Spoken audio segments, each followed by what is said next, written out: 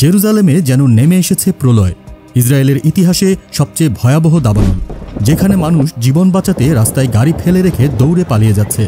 আগুন ছড়িয়ে পড়েছে রাজধানী তেল আবিব থেকে জেরুজালেমগামী প্রধান রুট 1 মহাসড়ক পর্যন্ত। একের পর এক গাড়ি আটকে পড়েছে আগুনের মুখে।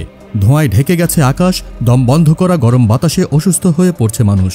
এই আগুন শুধু একটা দুর্ঘটনা নয়, বরং ইতিহাসের সবচেয়ে বড় প্রাকৃতিক দুর্যোগ বলে স্বীকার করেছে দখলদার ইসরায়েলের ফায়ার সার্ভিস।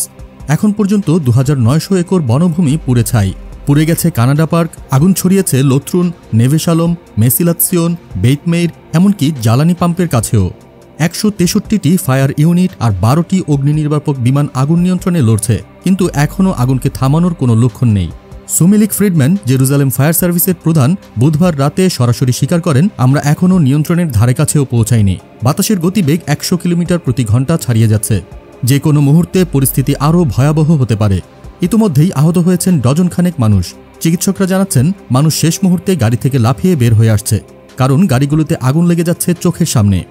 এমন বিপদের মধ্যে ইসরায়েল সহায়তা চেয়েছে গ্রিস, ইতালি, সাইপ্রাস, বুলগেরিয়া, ক্রোয়েশিয়ার কাছে।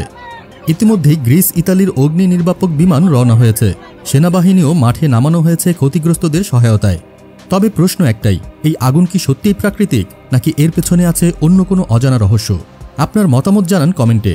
এই আগুন কি প্রকৃতির, নাকি কিছু লুকোনো সত্য আছে এর পেছনে?